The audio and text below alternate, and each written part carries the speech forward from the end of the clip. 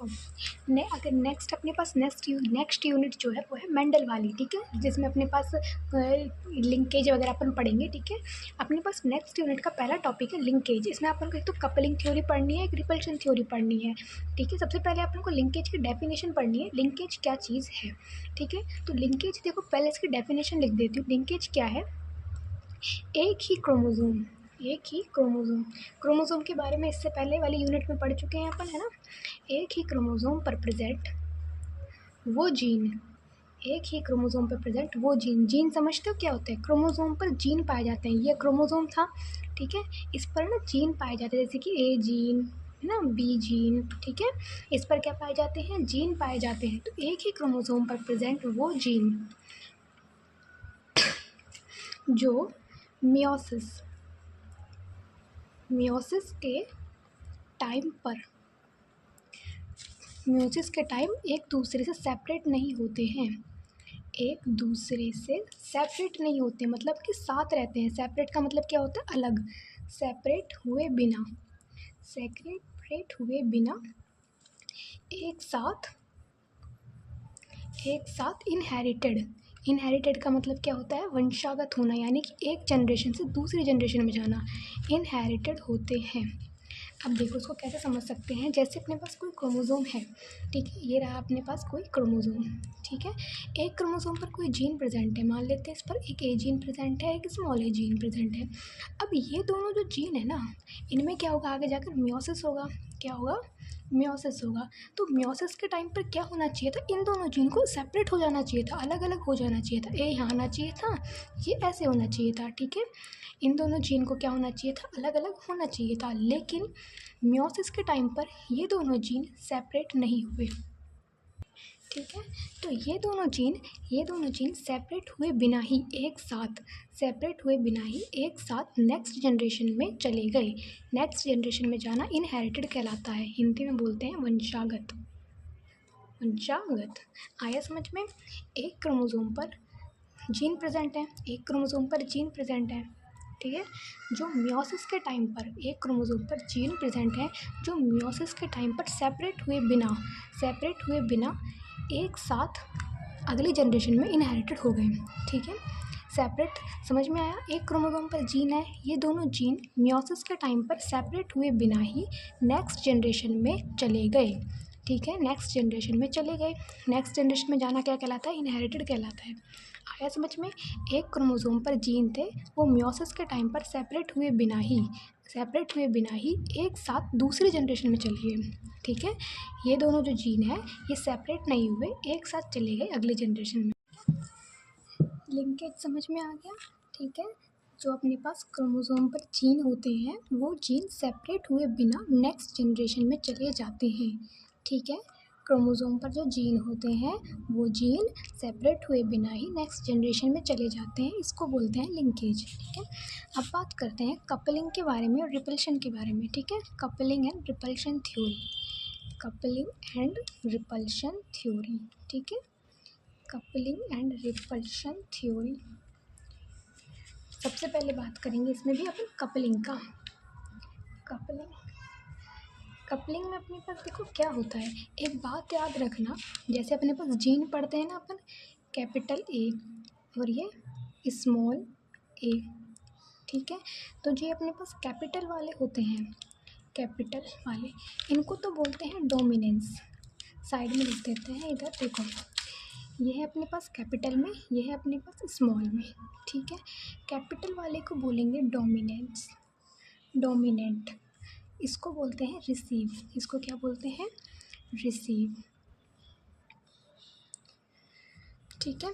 Capital वाला होगा dominant, small वाला होगा रिसीव। अब बताना ये क्या है, ये डोमिनेंट है या फिर रिसीव है? कैपिटल है तो कैपिटल वाला क्या होगा? डोमिनेंट। स्मॉल वाला क्या होगा? रिसीव, ठीक है। कैपिटल वाले होते हैं डोमिनेंट, स्मॉल वाले होते हैं रिसीव, कोई दिक्कत यहाँ तक नहीं होगी। अब अपन बात करते हैं कपलिंग में। इसमें देखो दो पेरेंट होते हैं, ठीक है। ये तो है अपने पास फर्स्ट पेरेंट, ठीक है। ये है अपने पास सेकंड पेरेंट, ठीक है। पहले पेरेंट के अंदर ये वाले जीन है, कैपिटल ए कैपिटल बी, ये वाले, ठीक है। ये अपने पास इसके अंदर जीन है। अब इन जीन से गैमेट बनेगा तो कुछ ऐसे गैमेट बनेगा, दोनों का एक एक आ जाएगा, ये अपने पास गैमेट, ठीक है। इससे अपने पास ये गैमेट बनेगा, इसके अंदर है ये वाले जीन, इससे जो गैमेट बनेगा वो अपने पास ऐसा गैमेट बनेगा, ठीक है। आया समझ में। अब एक बात देखना, ये भी कैपिटल, ये भी कैपिटल, तो दोनों ही जीन कैसे हैं, कैपिटल वाले। इसका मतलब दोनों जीन कैसे हैं, डोमिनेंट, ए एंड बी, दोनों जीन डोमिनेंट हैं, दोनों जीन कैसे हैं, डोमिनेंट हैं। एंड ये दोनों डोमिनेंट जीन,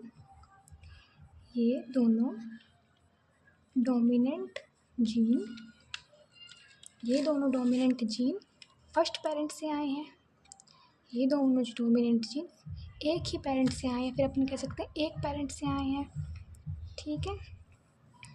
और स्मॉल ए और स्मॉल बी, ये दोनों कैसे हैं, रिसीव, ये दोनों कैसे हैं, रिसीव।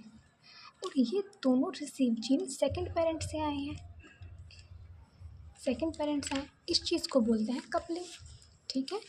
देखो हमने क्या बोला था, कैपिटल वाले होते हैं डोमिनेंट, स्मॉल वाले होते हैं रिसीव। अब ये इस वाले में से ए और बी, ये दोनों अपने पास कैसे हैं, कैपिटल है, इसका मतलब दोनों ही डोमिनेंट है। तो ये दोनों डोमिनेंट जीन फर्स्ट पेरेंट से आए हैं, और ये स्मॉल है तो ये होंगे रिसीव, तो ये दोनों रिसीव जीन सेकंड पेरेंट से आए हैं, ठीक है। आ गई बात समझ, दोनों डोमिनेंट फर्स्ट पेरेंट से, दोनों रिसीव सेकंड पेरेंट से, इसी बात को कहते हैं कपलिंग। फिर रिपल्शन, अब रिपल्शन देखो क्या होता है, खुद फ़र्क देखना, ठीक है। रिपल्शन, ये है अपने पास फर्स्ट पेरेंट, ठीक है, ये है अपने पास सेकंड पेरेंट, ठीक है। इसके अंदर कौन से जीन है, ये तो कैपिटल में है, लेकिन ये वाला स्मॉल में रहेगा। इसमें तो देखो दोनों कैपिटल थे ना, इसमें एक कैपिटल है एक स्मॉल है, और इसमें भी अपने पास, क्योंकि इसमें यहाँ पे ए कैपिटल में था तो यहाँ पे इसको स्मॉल में लेना पड़ेगा, ये इतनी बात तो समझ में आती है, ठीक है। तो रिपल्शन में क्या होगा, देखो कपलिंग में तो था कि दोनों डोमिनेंट फर्स्ट पेरेंट से थे और दोनों रिसीव वाले सेकंड पेरेंट से थे, है ना। अब इसमें देखो क्या होगा, एक तो अपने पास आ जाएगा कैपिटल का, एक आ जाएगा स्मॉल वाला, ठीक है। इसमें ऐसे होएगा, ठीक है। अब देखना, अब क्या हुआ अपने को, ठीक है। देखो इसमें क्या हुआ कि इसमें तो दोनों ही डोमिनेंस फर्स्ट पेरेंट से आए थे और दोनों रिसीव सेकंड पेरेंट से थे।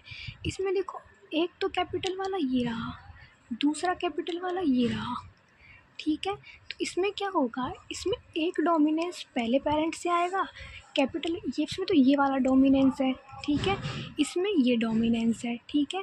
तो एक डोमिनेंस तो पहले पेरेंट से आ गया और दूसरा डोमिनेंस दूसरे पेरेंट से आया, जबकि इसमें क्या था, इसमें दोनों ही पहले से आ गए थे, इसमें तो दोनों ही पहले पेरेंट से आ गए थे, लेकिन इसमें क्या हुआ, इसमें एक तो पहले से आया और दूसरा वाला दूसरे से आया। ऐसे ही रिसीव में, इसमें ये रिसीव है, इसमें ये वाला रिसीव है, इसमें क्या हुआ, पहला रिसीव पहले पेरेंट से, दूसरा रिसीव दूसरे पेरेंट से, और जबकि इसमें दोनों ही रिसीव सेकंड पेरेंट से आ चुके थे। समझ में आया दोनों में क्या अंतर है, ठीक है। इसमें तो दोनों डोमिनेंस फर्स्ट पेरेंट से होंगे और दोनों रिसीव सेकंड पेरेंट से होंगे। इसमें क्या होगा, एक डोमिनेंस पहले से, दूसरा डोमिनेंस दूसरे से, ठीक है। इसमें दोनों साथ हैं, ठीक है, और इसमें ये दोनों डोमिनेंस अलग अलग हैं, ठीक है। बस इतनी सी बात याद रखनी है। समझ में आया। लिंकेज था, लिंकेज में क्या होगा कि जीन जो होते हैं बिना सेपरेट करे नेक्स्ट जनरेशन में चले जाते हैं, ठीक है। कपलिंग में क्या होता है, इसमें दोनों डोमिनेंस फर्स्ट पेरेंट से और दोनों रिसीव सेकंड पेरेंट से आते हैं। इसमें रिपल्शन में क्या होता है, इसमें एक डोमिनेंस पहले पेरेंट से, दूसरा डोमिनेंस दूसरे पेरेंट से आता है, ठीक है। इतनी सी बात याद रखनी है ना। ये रहे इसके नोट्स, है ना, ये मैं भेज दूँगी, ओके।